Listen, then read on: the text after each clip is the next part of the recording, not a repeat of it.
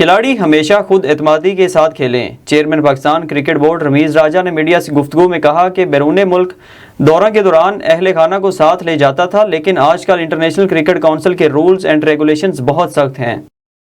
T20 world cup के qualifying round के matches जारी। बांग्लादेश 26 रन से कामयाब। T20 वर्ल्ड कप के तीसरे रोज का मैच अबू धाबी में खेला गया।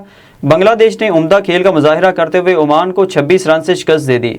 बांग्लादेश के कप्तान महमूदुल्लाह ने ओमान के खिलाफ टॉस जीतकर पहले बैटिंग का फैसला किया और 153 रन बनाए। 154 रन के हदफ के ताक़ुब में ओमान की टीम 9 खिलाड़ियों के नुकसान पर 127 रन ही बना सकी।